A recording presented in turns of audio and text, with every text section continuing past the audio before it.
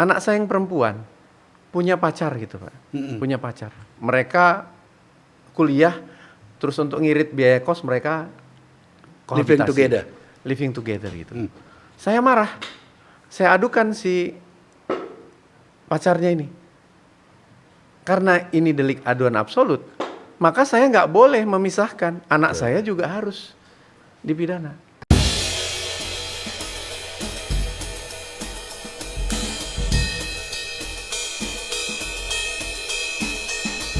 Back to case close. Pada hari ini, 20 Desember 2022, tim redaksi case close mengundang salah satu staf ahli Menteri Hukum dan HAM. Beliau adalah Ambek Paramarta. Selamat malam Pak Ambek. Selamat malam. Ya. Terima kasih atas kehadirannya di case close pada hari ini. Kita akan mencoba membahas hal yang lagi hangat di media sosial atau di publik Indonesia. Topiknya menyangkut tentang kitab Undang-Undang Hukum Pidana atau singkatannya KUHP. Pak Ambek, kita mengetahui bahwa berlakunya KUHP dari 1918 itu berdasarkan asas konkordansi. Ya, memberlakukan hukum negara penjajah di negara kita. Secara filosofi, latar belakang, memang sih otomatis di sana ada kepentingan politik hukum oleh negara penjajah kepada kita saat dilakukan KUHP di Indonesia. Tapi kalau itu tidak dilakukan, ya, pasti akan terjadi kekacauan dalam mengatur masyarakat. Karena hakikat daripada KUHP adalah mengatur tingkah laku orang untuk tidak melakukan tindak pidana. Di sana ada sanksi.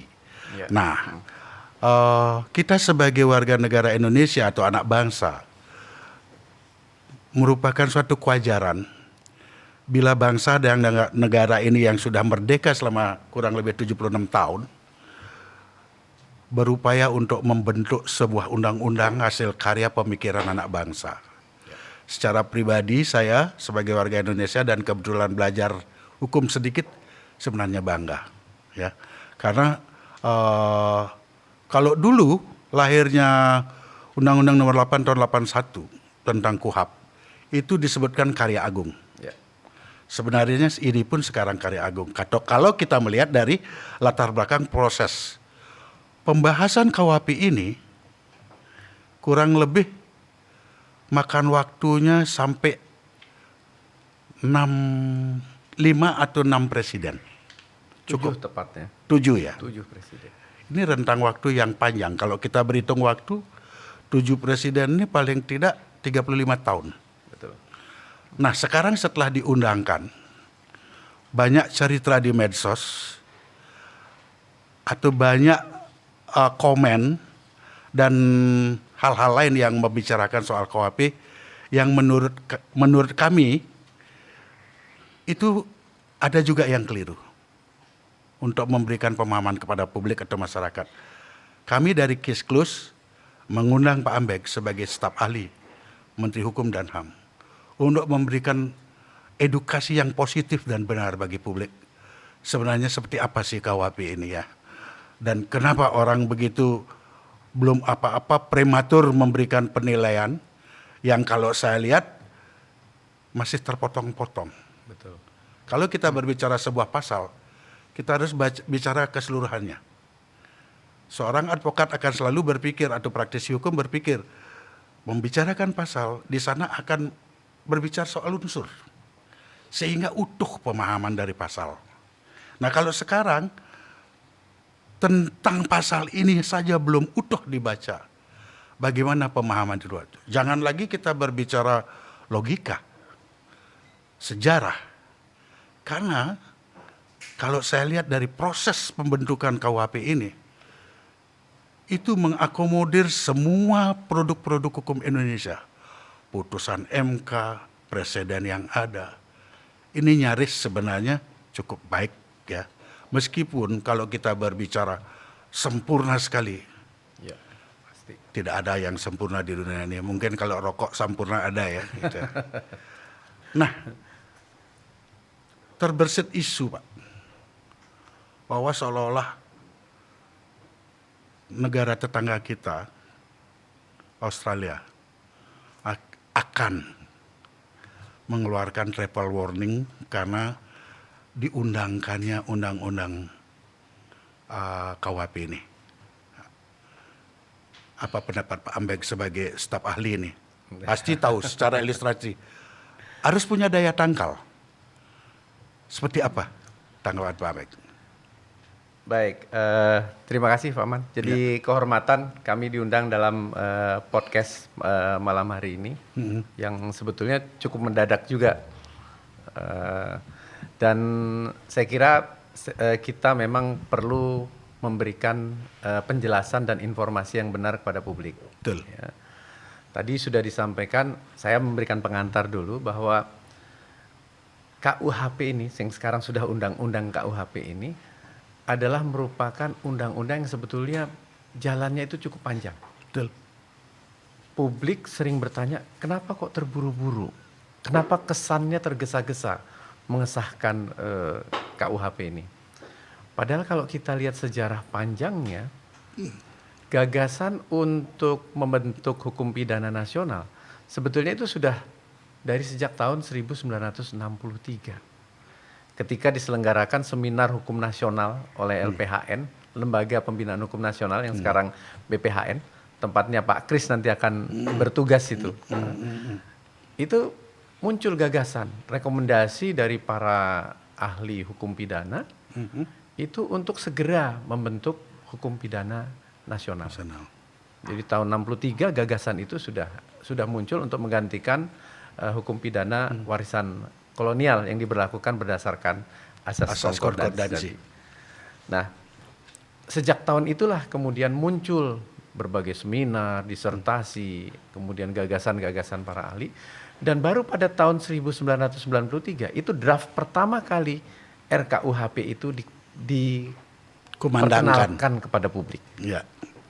Dan ketika tahun 1998 pada masanya Profesor Muladi almarhum, draft itu disempurnakan oleh Profesor Muladi pada tahun 1998, dan baru pada tahun 2012 itu diajukan ke DPR untuk dilakukan pembahasan. 98 2012. 2012. Bayangkan. Long term ya. Long term 14 juga, tahun itu. 14 tahun.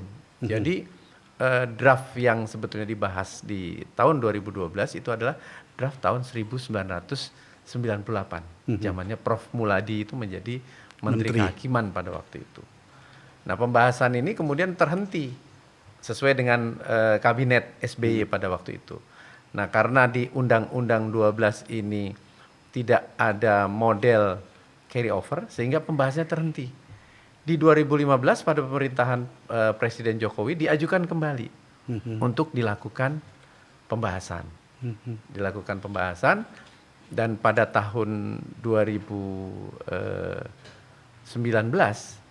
masuk kepada pembicaraan tingkat 1, yaitu persetujuan dari pembahasan di DPR. Namun kita tahu bahwa pada tahun 2019 itu terjadi gelombang protes sehingga kemudian pemerintah dan DPR memutuskan untuk menunda pengesahan. Jadi bukan membatalkan lagi. Nah, seiring dengan itu Undang-Undang 12 tentang pembentukan peraturan perundang-undangan itu direvisi sehingga dimungkinkan ada carry over. Nah, pada periode DPR tahun 2020 itu dilakukan pembahasan kembali. Nah, terhadap sejumlah pasal. Jadi pembahasannya tidak dari nol lagi. Dilakukan pembahasan kembali.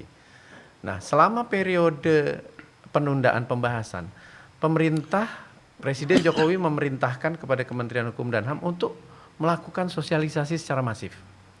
Jadi pada kurun waktu 2019 sampai 2020 kita melakukan sosialisasi di 12 provinsi.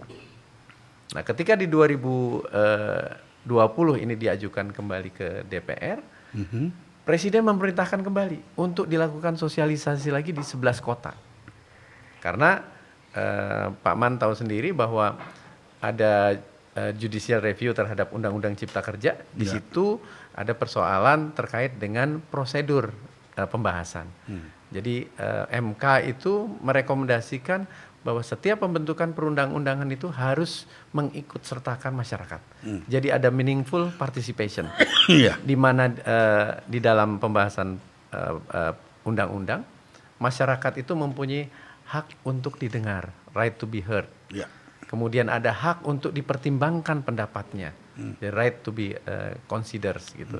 Kemudian yang satu juga ada hak untuk mendapatkan penjelasan, right to be explained. Oleh karena itu kemudian dilakukan lagi sosialisasi yang masif di tahun 2021 sampai 2022 di 11 kota, di kampus-kampus, dan secara terpisah para ahli hukum pidana yang terlibat di dalam tim RUKHP juga melakukan sosialisasi. Jadi kalau kita melihat dalam sejarah pembentukan peraturan perundang-undangan di Indonesia ini, RUU KUHP itu merupakan undang-undang yang di samping lama pembahasannya, itu juga undang-undang yang secara masif disosialisasikan kepada publik. Dan satu-satunya undang-undang yang pada saat ini itu yang dengan mudah diakses draftnya. Jadi sejak tahun 2019 RUU KUHP ini bisa diakses baik melalui laman DPR, laman pemerintah maupun lamannya Kementerian Hukum dan Hak Asasi Manusia. Nah, publik bisa mengakses. Bahkan BPHN, Kementerian Hukum dan HAM itu membuat aplikasi yang namanya Partisipasiku. Jadi publik bisa langsung berpartisipasi di situ. Nah, oleh karena itu saya bisa mengatakan undang-undang ini merupakan undang-undang yang sebetulnya tinggi tingkat partisipasi publik. Nah, kita mengetahui bahwa ketika undang-undang ini ditunda, ada 14 isu krusial, termasuk kohabitasi, living law dan seterusnya. Dan di antara masukan-masukan itu, itulah yang kemudian dilakukan pembahasan kembali. Sehingga ada beberapa pasal yang di take down. Misalnya pasal tentang unggas yang memasuki kebun itu di take down. Pasal penggelandangan itu juga di take down. Kemudian pasal kohabitasi, pasal perzinahan juga dilakukan penyempurnaan. Termasuk advokat curang. Pak Man ini kan advokat kan? Kalau dulu itu advokat kan termasuk salah satu yang bisa dipidana. Iya. Nah, sekarang punya hak imunitas. Betul, sekarang itu karena kalau advokat itu diatur pemidanaannya di dalam KUHP, ini juga akan cenderung diskriminatif. Betul. Sedangkan yang beracara di pengadilan itu tidak hanya advokat. Jadi itu di take down.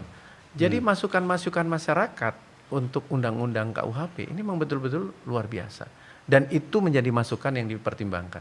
Jadi kalau Pak Man membandingkan antara draft 2019 dengan draft 2021 dan draft 2022, itu perkembangannya cukup pesat ya. Cukup pesat Dan mengakomodir kepentingan publik. Bahkan di draft 2022 terakhir ketika dibahas dalam sebelum dibahas dengan DPR, itu di situ ada satu pasal. Itu pasal yang mengatur tentang rekayasa kasus. Pak Man pasti paham betul soal rekayasa kasus. Jadi mereka yang melakukan rekayasa kasus itu termasuk orang yang bisa dipidana.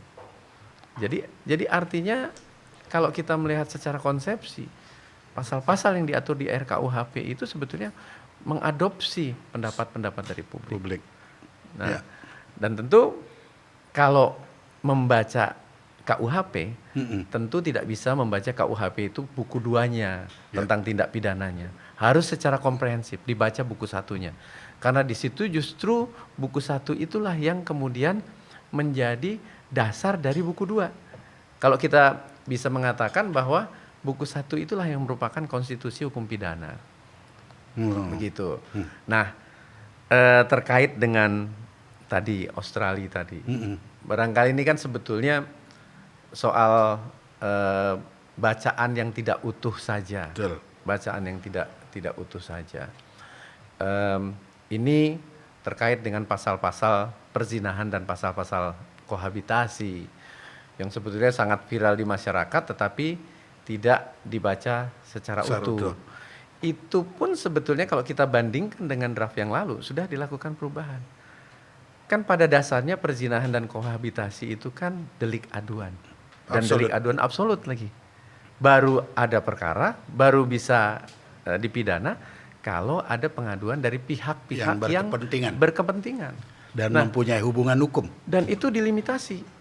Kalau yang lalu, di draft sebelumnya, ini kan sebetulnya menyusun RKUHP di masyarakat yang multi etnis, multi religi, multi budaya, itu kan sebetulnya satu hal yang Cukup sulit. Nah, karena harus mengakomodir semua kultur. kepentingan. Betul. Ketika kita bicara satu wilayah tentang kohabitasi, di wilayah lain berlaku aturan yang beda. Berlaku aturan yang berbeda, gitu. Nah, oleh karena itu KUHP ini merupakan Indonesian Way. Norma-norma itu merupakan Indonesian Way. Kalau kita lihat di draft 2019, itu yang berhak mengadu, pihak-pihak yang mengadukan, itu ada termasuk kepala desa. Bayangkan Paman, kalau seandainya Rancu negara ini kalau begitu. Seandainya kepala desa itu punya kewenangan atau punya hak untuk mengadukan orang yang melakukan kohabitasi, yang terjadi itu akan terjadi abuse of akan power. terjadi persekusi di mana-mana. Ya. Nah, oleh karena itu, saya kira kekhawatiran dari Australia itu tidak berdasar, karena sebetulnya ini merupakan delik aduan dan baru akan diadukan kalau ada pihak-pihak yang sangat terkait dan punya kepentingan dengan yang bersangkutan. Dan tidak ada di dalam RKUHP itu kewajiban dari misalnya pihak hotel itu untuk meminta surat nikah. Ini kan berarti ada hal yang belum pas ya. Betul. Tentang pemahaman pasal ini. Ya. Mestinya kalau memang memberikan penjelasan kepada publik, ya dari kita conferring ini ya, Ya. membuat perbandingan antara kasarnya pro dan kontra. Berarti memberikan penjelasan tentang pasal zina atau dan kohabitasi itu kan mestinya harus dijelaskan dulu bahwa ini adalah delik aduan absolut. Absolut ya. Jangan dipotong tentang sudah berakibat, akibatnya akan begini. Betul. Mengkaitkan ke ini kan hal yang keliru. Makanya kami dari Case Close ingin meluruskan ini. Ingin meluruskan biar pemahaman itu pemahaman yang benar dan bermanfaat bagi masyarakat dan menambah kemampuan masyarakat untuk memberikan penilaian yang benar. Betul. Kalau penyampaiannya salah, kita juga akan takut masyarakat salah mengartikan gitu. Karena yang berbicara kebanyakan juga dalam hal ini pakar. Betul. Pakar. Tapi kan kalau pakar pun tetap harus dari kami menginginkan harus membaca ketentuan itu secara utuh. Kalau tidak utuh ya overlap nanti terjadi kesalahpahaman dalam memberikan penilaian seperti terjadi sekarang begini. Padahal belum muncul triple warning, seolah-olah sudah muncul triple warning. Ini sebenarnya gol bunuh diri bagi Indonesia kalau sampai seperti itu gitu. Nah, ini perlu diluruskan biar masyarakat jauh lebih memahami tentang pasal-pasal yang dianggap berbahaya. Betul. Nah, itulah sebenarnya salah satu kewajiban Pak Ambek sebagai narasumber hari ini yang berperan juga saya yakin pasti terlibat di dalam pembuatan draft ini karena berstatus staf ahli dan leading sektornya ini kan Menteri Hukum dan HAM sebenarnya. Betul. Kan. Betul. Dengan demikian lebih memahami. Dengan pemahaman yang lebih ini kami berharap Case Close memberikan pembelajaran yang baik kepada publik ya. Ya. Nah, selanjutnya Pak. Saya boleh membacakan pasalnya nggak? Silakan. Supaya tahu. Silakan. Jadi di dalam ini kan diatur di 2 pasal. Perzinahan itu 411. 411. Ya. Dulu 284. Ya, Nah, sekarang dulu 284. Sekarang Jadi, ke 411. Iya, jadi sebetulnya bukan pasal baru yang diatur gitu, bukan pasal baru yang diatur. Saya bacakan. Di pasal 411. Setiap orang yang melakukan persetubuhan dengan orang yang bukan suami atau istrinya dipidana karena perzinaan dengan pidana penjara paling lama 1 tahun atau pidana benda paling banyak kategori 2. Ya. Oh berarti naik loh pemida anaknya ini. Nah. Kalau dulu 9 bulan. 9 bulan. Nah, tapi Pak, coba lihat di buku 1. Buku 1 itu memperkenalkan jenis-jenis pidana baru. Di samping pidana penjara. Ada yang namanya pidana kerja sosial, ada namanya pidana pengawasan. Nah, terhadap mereka yang diancam pidana di bawah 5 tahun, hakim bisa memilih. Kalau dia akan menjatuhkan 3 tahun, dia bisa memilih pidana pengawasan. Kalau hakim akan menjatuhkan pidana 6 bulan, dia boleh memilih pidana kerja sosial. Artinya tidak semua orang itu harus berakhir di penjara. Berarti pekerjaan Kadipas lebih sedikit nih kalau begini. Lebih sedikit karena apa? Isi penjara kan berkurang. Ya. Tidak semuanya itu bisa. Efeknya. Nah, itulah sebetulnya satu azas yang menjadi dasar filosofi dari KUHP, yaitu restoratif justice. Itu diadopsi di Dimasukkan dalam Betul. ini. Jadi kalau naik itu jangan dilihat naiknya. Kalau kita lihat dari seluruh pasal yang ada di buku 2, itu bisa dibilang sekitar 60-70% itu ancaman pidananya itu di bawah 5 tahun. Artinya kalau di bawah 5 tahun, dia tidak harus berakhir di penjara. Terhadap tindak pidana yang tidak serius, yang eks pelanggaran pun dia tidak ada lagi yang berupa pidana penjara. Dia pidana denda. Gitu. Diatur nggak kalau residip? Diatur juga residip. Residip diatur? Diatur juga residip. Jadi tetap diatur. Nah, ayat 2-nya itu berbunyi, terhadap tindak pidana sebagaimana dimaksud pada ayat 1 tidak dilakukan penuntutan kecuali atas pengaduan suami atau istri bagi orang yang terikat perkawinan atau Anak. orang tua atau anaknya bagi orang yang tidak terikat perkawinan. Jadi ini kan sebetulnya yang pertama kita sebagai bangsa yang menjunjung tinggi nilai-nilai ikatan pernikahan. Ya. Nilai-nilai kekeluargaan. Ya. Jadi kita melindungi anak-anak kita itu dari seks bebas gitu. Jadi oleh karena itu orang tua atau anaknya itu punya hak untuk mengadu. Untuk mengadu. Jadi tidak semuanya. Nah, kemudian ya sama dengan 284 soal pengaduan itu bisa ditarik sebelum disidangkan. disidangkan. Kemudian di pasal 412 yang berikutnya, ini yang kohabitasi juga. Nah, ini jawaban terhadap kekhawatiran Australia tadi. Ayat 1-nya, setiap orang yang melakukan hidup bersama sebagai suami istri di luar perkawinan dipidana dengan pidana penjara paling lama 6 bulan atau pidana denda paling banyak kategori 2. Kemudian terhadap tindak pidana sebagaimana pada ayat 1 tidak dilakukan penuntutan kecuali atas pengaduan suami atau istri bagi yang terikat perkawinan atau orang tua atau anaknya bagi yang tidak terikat perkawinan. Jadi clear sebetulnya. Oke, ada yang terbersit sekarang dalam pemikiran saya.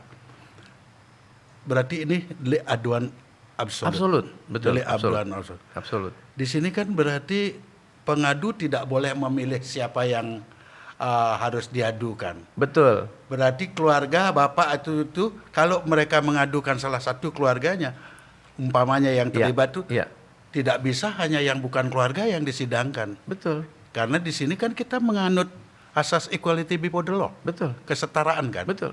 Nah, bagi pengadu pun harus berpikir ini. Iya.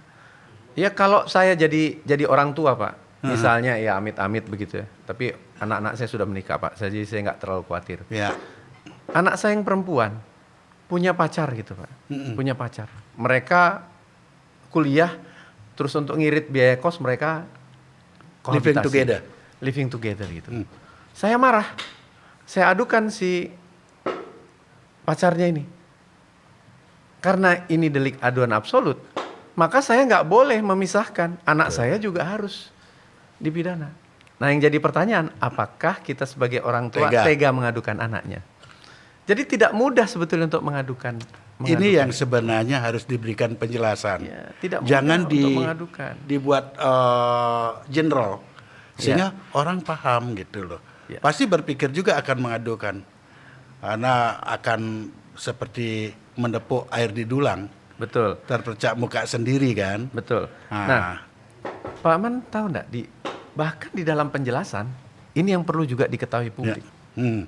Di dalam penjelasan, itu disebutkan bahwa segala peraturan perundang-undangan yang mengatur, yang kedudukannya itu di bawah undang-undang, Mm-mm. yang mengatur tentang kohabitasi, itu dinyatakan tidak berlaku. Artinya apa? Satpol PP itu tidak bisa ngegerebek lagi kos-kosan. Nggak bisa ngegerebek kos-kosan. Kan selama ini tentang Mereka melakukan kohabitasi diatur itu kan dilakukan itu.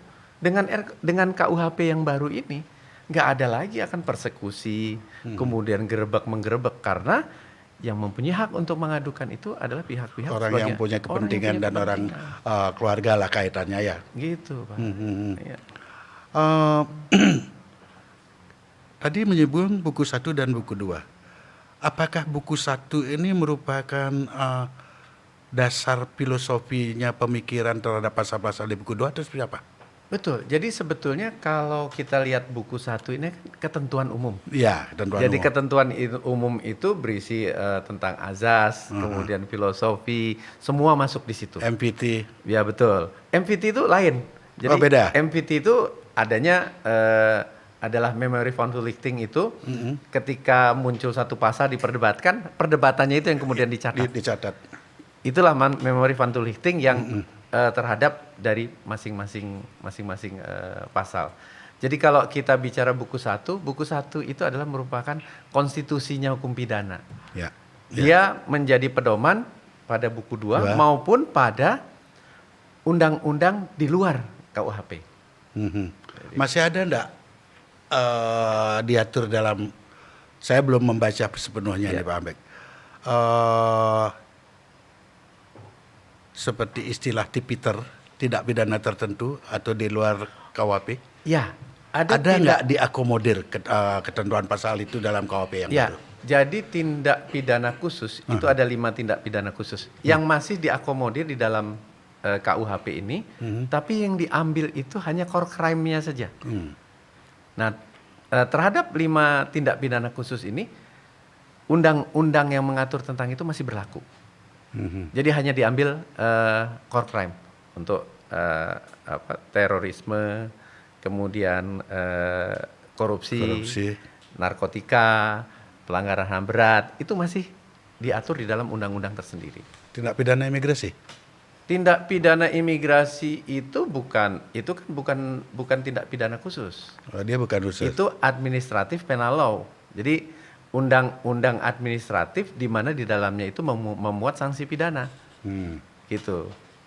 Berarti kewenangan penyidikan seandainya terjadi di dalam khusus tindak pidana imigrasi, apakah oleh PPNS saja atau boleh? Tentang PPNS masih PPNS.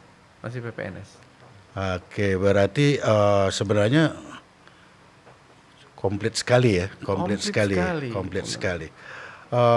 Berarti yang masih diakomodir asas lex specialis derogat lex generalis, bagaimana dalam kaitannya? Masih berlaku. Berarti kalau masih berlaku. Jadi kalau undang-undang tipikor itu masih berlaku lex spesialisnya. Nah, ini jadi yang masih berlaku undang-undang tipikor. Ini yang sering juga diperdebatkan. Dikatakan di dalam KUHP lebih lemah pengaturannya. Saya jadi berpikir undang-undang tipikor kan itu sifatnya spesifik dan khusus. Betul. Berarti di sana kan berlakunya lex spesialis. Iya. Kecuali di lex spesialis tidak diatur, baru dia ke umum kan? Ya. Ya kan begitu pemahamannya asas ini. Betul. Berarti jadi di dalam aturan peralihan di situ disebutkan. Bahkan disebutkan kewenangan dari lembaga-lembaga yang menangani tindak pidana khusus seperti BNN, KPK, itu dengan berlakunya undang-undang ini masih tetap berfungsi. Disebutkan di dalam aturan pelarian. Jadi tidak menggugurkan undang-undang yang lex spesialisnya, betul. Bahkan memperkuat. Ya. Memperkuatnya seperti apa, Bu? Nah, ini karena betul. Bagi praktisi ini penting. Nah, kalau kita lihat ya, misalnya di dalam apa? Sebentar, saya tentang tindak pidana korupsi, ya. Orang kan sering mengatakan bahwa undang-undang KUHP ini tidak mempunyai semangat pemberantasan korupsi. Para koruptor itu hukumannya diturunkan. Coba baca dengan cermat. Jadi sebetulnya itu kalau kita lihat di pasal, saya lupa pasal 2 atau pasal 3 Undang-Undang Tipikor, itu ancaman pidana untuk setiap orang itu minimum khususnya 2 tahun. Ya.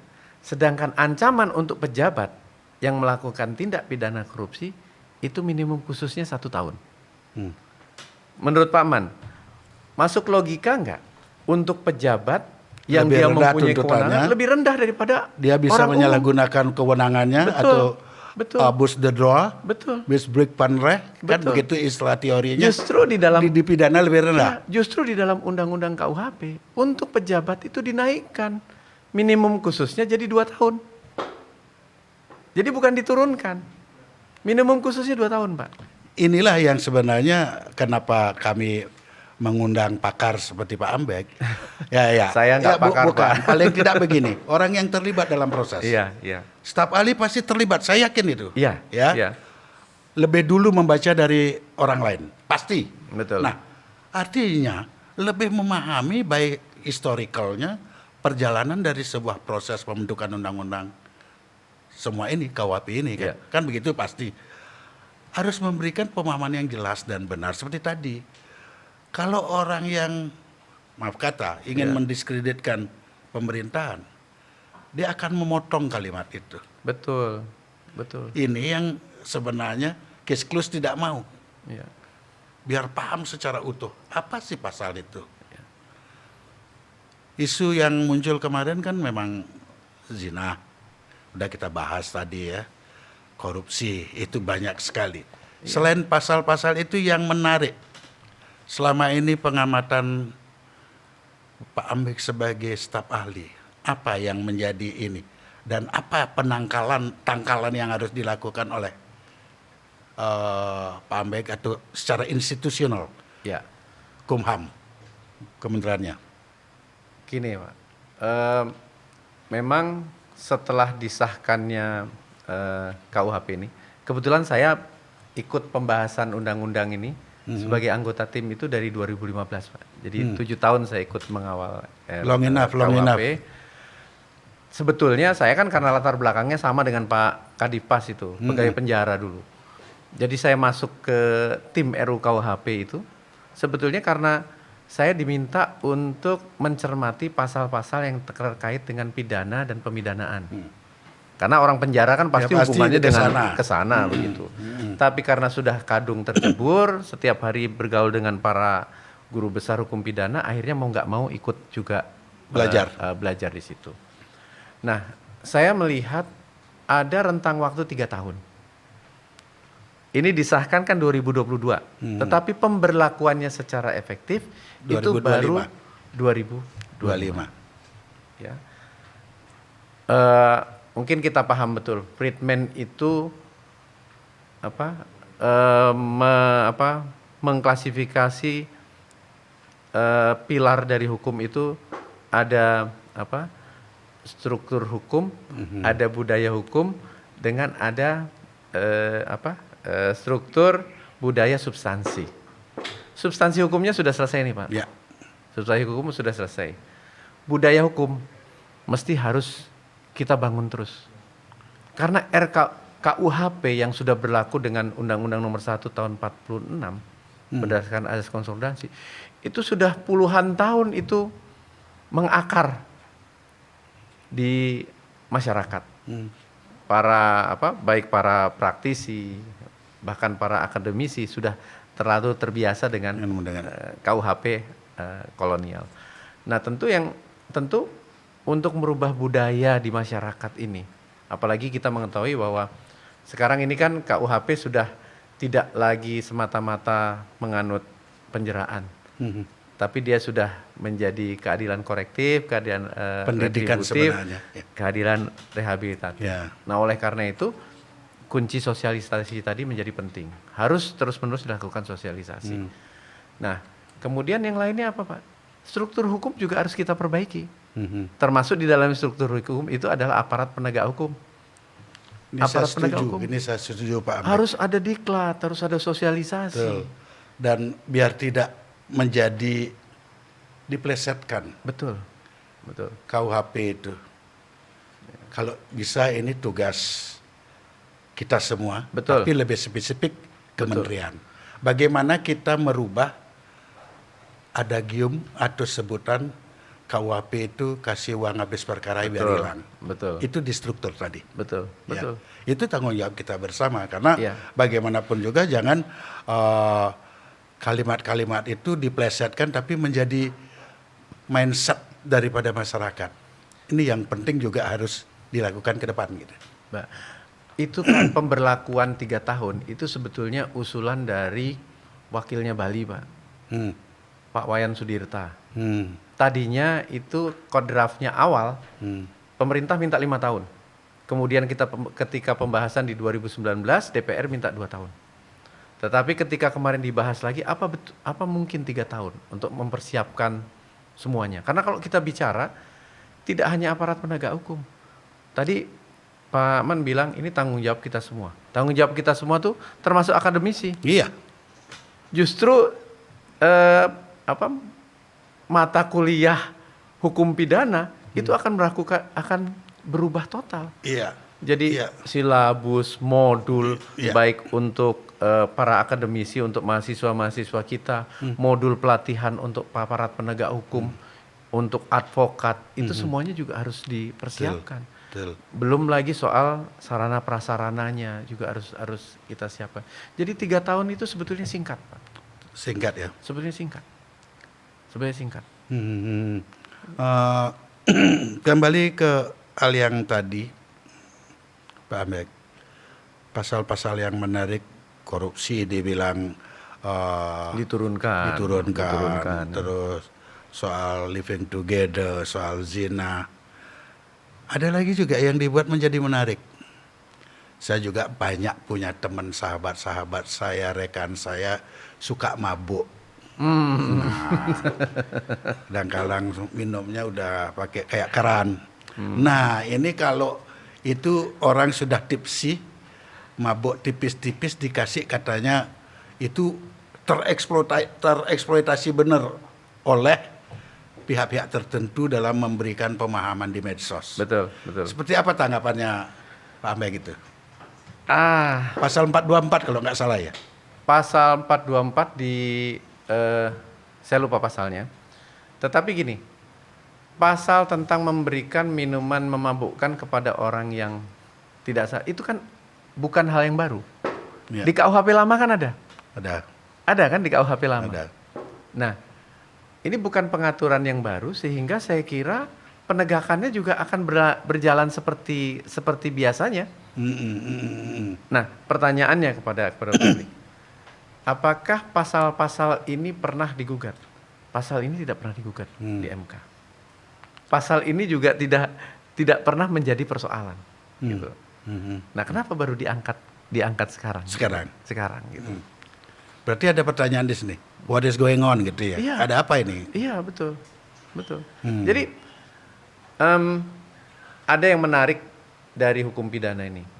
Kalau begitu, kalau masih banyak pasal-pasal di KUHP kita yang merupakan adopsi dari pasal-pasal KUHP yang Lama. di mana dekolonisasinya? Bukankah itu masih juga pasal-pasal Yang dibuat oleh mereka yang dulu. dibuat oleh Belanda? Paman, hukum pidana itu sifatnya universal. Yang pertama, hukum pidana itu juga ada juga memuat kondisi keadaan negara tertentu. Yang universal maksudnya apa? Pembunuhan di Indonesia itu di seluruh dunia itu juga merupakan tindak pidana. pemerkosaan tindak pidana. Jadi artinya banyak nilai-nilai, banyak norma-norma yang sebetulnya itu merupakan tindak pidana di seluruh dunia, itu juga diadopsi di situ. Oleh karena itu, kalau kemudian ada pasal-pasal yang memang secara universal itu di berbagai negara itu juga diatur, memang itulah sebetulnya ciri khas dari hukum pidana. Ya, Gitu, Pak. betul. Nah, yang Indonesian Way-nya itu adalah apa? Living law itu yang Ya. tidak ada di hukum pidana. Bagaimana ini pendapatnya Pak Ambek antara living law atau hukum adat dengan KUHP ini? Nah, Seperti apa? salah satu kenapa saya ke Bali ini karena memang kalau kita melihat di seluruh Indonesia itu yang nyata-nyata kita tahu hukum yang hidup di masyarakat dan betul-betul dipraktekkan itu memang kalau kita lihat mungkin di Bali. Di Bali. Jadi di Bali ini bukan hukum yang dihidupkan masyarakat, tapi hukum yang memang hidup. memang hidup Memang di masyarakat. hidup. Artinya- Dalam praktek kehidupan sehari-hari itu. Nah, ini diakui keberadaannya. Diakui keberadaannya. Nah, oleh karena itu pemberlakuan dari living law ini tidak bisa begitu saja. Itu harus melalui pengaturannya di dalam perda, peraturan daerah. Dan peraturan daerah itu pun juga harus berpedoman Pada pada KUHP, hukum yang di pada atasnya. nanti di pasal 2 itu diatur bahwa pedoman untuk menyusun peraturan daerah terkait dengan living law itu diatur dengan peraturan peraturan pemerintah. Artinya akan ada pedoman. Jadi tidak bisa. Tidak Pedomannya apa? serta-merta gitu Tidak ya? serta-merta. Pedomannya apa? Dia tidak boleh bertentangan dengan Pancasila. Tidak boleh bertentangan dengan Undang-Undang Dasar. Ya. Tidak boleh bertentangan dengan HAM. Dan tidak boleh bertentangan dengan prinsip-prinsip hukum umum yang diakui oleh bangsa-bangsa. Artinya ini kalau di sini secara teoritis kalau orang yang kuliah di Fakultas Hukum pasti menganut menyebutkan ini stupenbo teori. Aturan yang di bawahnya tidak boleh bertentangan dengan yang di atasnya. Betul, gitu. betul. Nah, betul. Kalau begitu hukum adat di Bali ini itu akan perda seutuhnya. Akan dijadikan perda. Perda Ya, harus seutuhnya. diatur di dalam perda. Karena sifatnya spesifik. Betul. Secara teori saya masih ingat dulu waktu sekolah di Indonesia itu menurut Van Vollenhoven ada 119 lingkaran hukum adat. Ya. Tapi memang saya sependapat dengan Pak Ambek tadi, Bali bukan hukum yang dihidupkan, tapi hukum yang memang hidup karena Memang hidup. jiwanya itu berkaitan dengan budaya orang Bali. Betul. Di sana faktor budaya sehingga dia Betul. tetap harus diatur dengan aturan gitu. Ya. Mhm. Jadi sifat tidak tertulisnya hukum adat sebetulnya itu bisa mengambil pelajaran dari Bali. Kalau kita bicara tentang hukum adat di Bali itu ada di awik-awik. Ya. Awik-awik itu kadang-kadang dituliskan di lontar-lontar juga gitu. Nah, artinya kalau kita berbicara secara struktur hukum, awik-awiknya itu peraturan pelaksana di daerah. Betul. Betul. Karena setelah awik-awik ini ada juga di bawah awik-awik, Iya, Pak Amber, itu namanya perarem. Apabila di dalam awik-awik belum diatur, dibuatlah hal baru perarem apa itu, tapi dia menyatu, merupakan bagian yang tidak terpisah antara awik-awik dengan perarem. Iya. Itu memang uniknya Bali. Betul. Itu uniknya Bali. Pak Wayan Sudirta itu kemarin ketika seminar mengatakan hukum adat Bali itu kalau orang mengenal bahwa hukum adat itu hukum tidak tertulis, kalau di Bali itu hukum adat yang dituliskan.